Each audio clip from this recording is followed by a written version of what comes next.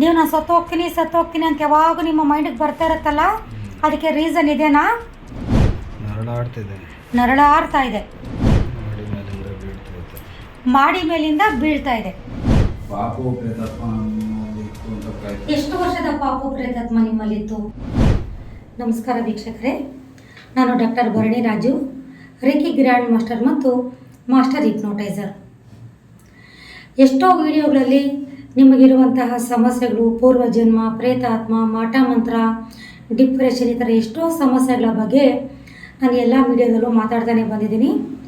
ಅದೇ ಥರ ಇವತ್ತು ನಮ್ಮ ಸೆಂಟರ್ಗೆ ಬಂದಿರುವಂತಹ ಒಬ್ಬ ಯುವಕನ ಸಮಸ್ಯೆ 24 ಅವರು ಭಯ ಆಗೋದು, ಯಾವುದೇ ಕೆಲಸ ಮಾಡೋಕ್ಕೋದು ಇಂಟ್ರೆಸ್ಟ್ ಇರಲಿಲ್ಲ, ಪೈಲ್ಸಿನ ಸಮಸ್ಯೆ ಮತ್ತು ಗ್ಯಾಸ್ಟ್ರಿಕ್ನ ಸಮಸ್ಯೆ, 24 ಅವರ್ಸ್ ಯಾರ ಜೊತೆನೂ ಮಾತಾಡೋಕ್ಕೂ ಆಗ್ತಾ ಇರಲಿಲ್ಲ. ಆ ಥರ ಸಮಸ್ಯೆಲಿದ್ದಂತಹ ವ್ಯಕ್ತಿ ನಮ್ಮ ಸೆಂಟರ್ಗೆ ಬಂದಾಗ ಅಲ್ಲಿ ಏನಾಗಿತ್ತು, ಏನು ಸಮಸ್ಯೆ ಆಗಿತ್ತು ಅಂತ ನಾನು ಹಿಪ್ನೋಟೈಸ್ ಮಾಡಿದಾಗ ಅವರ ಸಮಸ್ಯೆ ಬೆಳಕಿಗೆ ಬಂತು. ಅದನ್ನು ಒಂದು ಚಿಕ್ಕದಾಗಿ ವಿಡಿಯೋ ಮಾಡಿ ನಿಮಗೆ ತಲುಪಿಸುವಂತಹ ಒಂದು ಕೆಲಸವನ್ನು ನಾನು ಮಾಡ್ತಾಯಿದ್ದೀನಿ. 3ರಿಂದ 0 ಎಣಿಸ್ತೀನಿ. ನಿಮ್ಮಲ್ಲಿರುವಂತಹ ಆ ಗಂಡು ಪ್ರೇತಾತ್ಮ ಇನ್ನೇನು ನಿಮ್ಮ ದೇಹವನ್ನು ಸೇರಿರುವಂತಹ ಪ್ರೇತಾತ್ಮ ಅದು ಸಾಯಬೇಕಾದ್ರೆ ಇನ್ನೇನು 1 ನಿಮಿಷ ಇದೆ. ಆ ಟೈಮ್ಗೆ ನೀವು ನಿಂತ್ಕೊಳ್ತಾ ಇದ್ದೀರಾ. ನಿಮ್ಮಲ್ಲಿರುವಂತಹ ಗಂಡು ಪ್ರೇತಾತ್ಮ ಯಾವ ರೀತಿ ಸಾಯ್ತಾ ಇದೆ ಅಂತ ನೋಡಿ.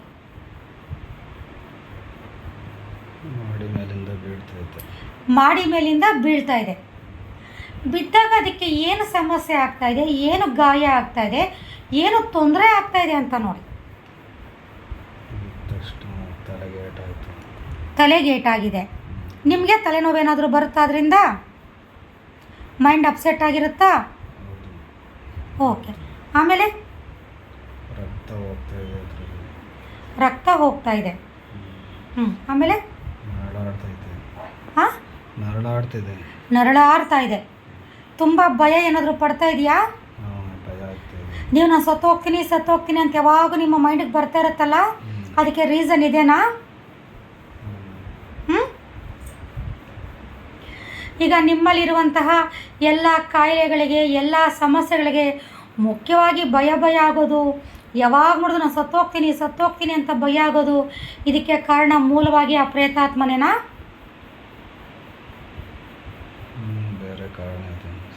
ಬೇರೆ ಕಾರಣ ಏನಿದೆ?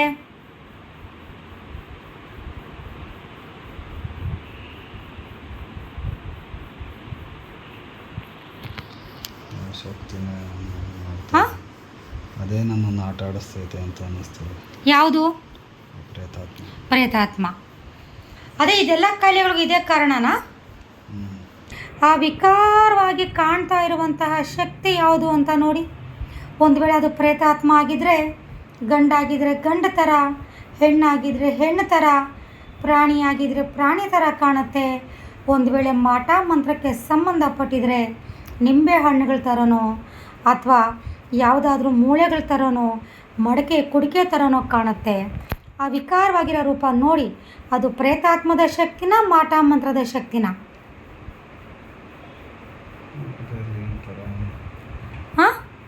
ಮುಖದಲ್ಲಿ ಒಂಥರ ಬಣ್ಣದ ಥರ ಮಾಡ್ಕೊಂಡೈತೆ. ಆ ಮುಖದಲ್ಲಿ ಬಣ್ಣದ ಥರ ಮಾಡಿಕೊಂಡು ನಿಮ್ಮ ಮುಂದೆ ನಿಂತಿರುವಂಥ ಶಕ್ತಿ, ನಿಮ್ಮ ಮನೆ ದೇವರನ್ನು ಪ್ರಾರ್ಥನೆ ಮಾಡಿಕೊಂಡು ಕಾನ್ಫಿಡೆನ್ಸ್ ಆಗಿ ನೋಡಿ, ಅದು ಪ್ರೇತಾತ್ಮ ಆಗಿದ್ದರೆ ಗಂಡಾಗಿದ್ದರೆ ಗಂಡು ಥರ, ಹೆಣ್ಣಾಗಿದ್ದರೆ ಹೆಣ್ಣು ಥರ ಕಾಣುತ್ತೆ. ಮಾಟ ಮಂತ್ರದ ಶಕ್ತಿ ಆಗಿದ್ದರೆ ಮಡಕೆಗಳ ಥರ, ಕುಡಿಕೆಗಳ ಥರ ಕಾಣುತ್ತೆ. 3, 2, 1, 0 ಗೋ. ಯಾವ ಥರ ಕಾಣ್ತಾ ಇದೆ? ಗಂಡು ಥರ. ಆ ಗಂಡು ಪ್ರೇತಾತ್ಮಕ್ಕೆ ಸುಮಾರು ವಯಸ್ಸು ಎಷ್ಟಾಗಿದೆ ಅಂತ ನೋಡಿ.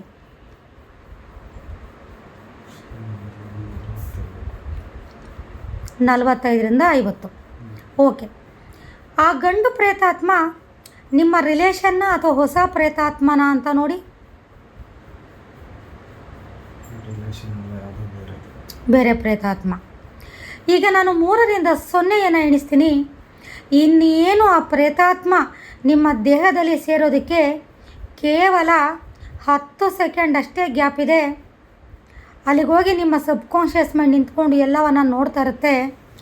ಅದು ಯಾವ ರೀತಿ ನಿಮ್ಮ ದೇಹವನ್ನು ಸೇರ್ತಾ ಇದೆ, ಆ ಟೈಮಲ್ಲಿ ನೀವು ಏನು ಮಾಡ್ತಾಯಿದ್ರಿ, ಎಷ್ಟು ವರ್ಷಗಳ ಹಿಂದೆ ಅಂತ ನೋಡಿ.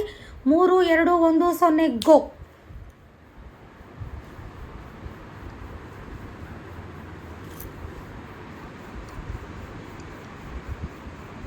ಹೊಲ್ದ ಕೆಲಸ ಮಾಡ್ತಾಯಿದ್ದೆ.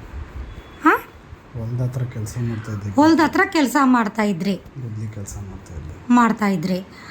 ಎಷ್ಟು ವರ್ಷಗಳ ಹಿಂದೆ? ಸುಮಾರು 10 ವರ್ಷದಿಂದ. 10 ವರ್ಷಗಳ ಹಿಂದೆ. ಅದು ಯಾವ ರೀತಿ ನಿಮ್ಮನ್ನು ಬಂದು ಸೇರ್ತಾ ಇದೆ ಅಂತ ನೋಡಿ. ಮುಂದೆ ಕೆಲಸ ಮಾಡ್ತಾಯಿದ್ದೀನಿ, ಹಿಂದ್ಗಡೆಯಿಂದ ಬರ್ತಿದೆ. ಮುಂದೆ ಕೆಲಸ ಮಾಡ್ತಾ ಇದ್ದೀರಾ, ಹಿಂದ್ಗಡೆಯಿಂದ ಬಂದು ಸೇರ್ತಾ ಇದೆ. ಓಕೆ.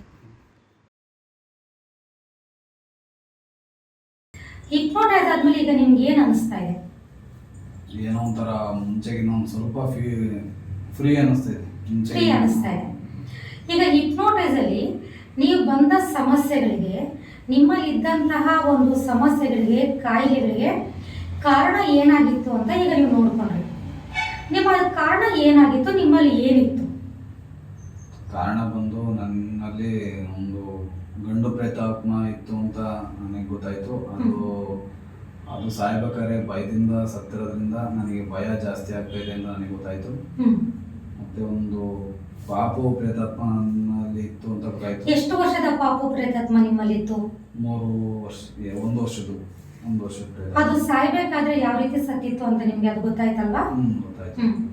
ಅದರಿಂದ ನನಗೆ ಈ ಥರ ಸಮಸ್ಯೆ ಬರ್ತಾ ಇದೆ ಅಂತ ನನಗೆ ಈ ಥರ ಸಮಸ್ಯೆಗಳಾಗ್ತಾ ಇದೆ ಅಂತ ನಿಮಗೆ ಅನ್ನಿಸ್ತು. ಈಗ ಅದನ್ನೆಲ್ಲ ನಾನು ಹಿಪ್ನೋಟೈಸ್ ಮಾಡಿ ಯಾವ ಒಂದು ನಿಮ್ಮ ಸಬ್ಕಾನ್ಷಿಯಸ್ ಮೈಂಡ್ ಅದನ್ನು ರಿಜಿಸ್ಟರ್ ಮಾಡಿಕೊಂಡು ಆ ಒಂದು ನೆನಪಿನ ಆ ಅನುಭವಗಳನ್ನು ನಿಮ್ಮ ದೇಹದ ಮೇಲೆ ಕೊಡ್ತಾ ಇತ್ತೋ ಅದನ್ನು ಈಗ ನಾನು ಸಂಪೂರ್ಣವಾಗಿ ಏನು ಮಾಡಿದ್ದೀನಿ, ಅದನ್ನು ಪಾಸಿಟಿವ್ ಆಗಿ ಅದಕ್ಕೆ ಥಿಂಗ್ಸನ್ನು ಮೈಂಡ್ಗೆ ತುಂಬಿಸಿದ್ದೀನಿ. ಈಗ ರೇಖೆ ವಿದ್ಯೆಗಳನ್ನು ಆಲ್ರೆಡಿ ಇವಾಗ ನನಗೆ ರೇಖೆ ಕ್ಲಾಸು ಸಹ ನಾನು ಮಾಡಿದ್ದೀನಿ. ಈಗ ರೇಖೆಯಲ್ಲಿ ನೀವು ಎಷ್ಟು ಲೆವೆಲ್ ರೇಖೆಯನ್ನು ಈಗ ನೀವು ಕಲ್ತ್ಕೊಂಡ್ರಿ? ನಾನು 2 ಲೆವೆಲ್ ರೇಖೆಯನ್ನು ಈಗ ಕಲ್ತ್ಕೊಂಡಿದ್ರ. ಈಗ 3ನೇ ಲೆವೆಲ್ ಮತ್ತೆ ಈಗ ನಿಮಗೆ ಕ್ಲಾಸ್ ಈಗ ಸ್ಟಾರ್ಟ್ ಆಗುತ್ತೆ. ಈ ರೇಖೆ ಕಲಿಬೇಕಾದ್ರೆ ನಿಮಗೆ ಅದು ಕಷ್ಟ ಅನಿಸ್ತಾ? ಇಲ್ಲ, ರೇಖೆ ಏನು ಕಷ್ಟ ಅನ್ಸಲ್ಲ. ಮಾಡ್ಬೋದು, ಯಾರು ಬೇಕಾದರೂ ಅದನ್ನ ಕಲಿಬೋದು, ಮಾಡ್ಬೋದು. ಈಗ ನೀವು ಇಷ್ಟು ಡಿಪ್ರೆಷನ್ ಇದ್ರಿ, ನಿಮಗೆ ಒಂಥರ ಮೈಂಡೇ ಒಂದು ತುಂಬ ಡಿಪ್ರೆಷನಲ್ಲಿ, ತುಂಬ ಭಯವಾಗಿ ನಿಮಗೆ ಆ ಮೈಂಡೇ ಒಂಥರ ಕ್ಲಾರಿಟಿ ಇರಲಿಲ್ಲ. ಈಗ ರೇಖೆ ಕಲಿಬೇಕಾದ್ರೆ ನಿಮ್ಗೆ ಏನಾದರೂ ಅದು ತೊಂದರೆ ಅಂತ ಅನಿಸ್ತಾ? ಇಲ್ಲ, ಅದೇನು ತೊಂದರೆ ಅಂತ ಏನು ಅನಿಸಿಲ್ಲ.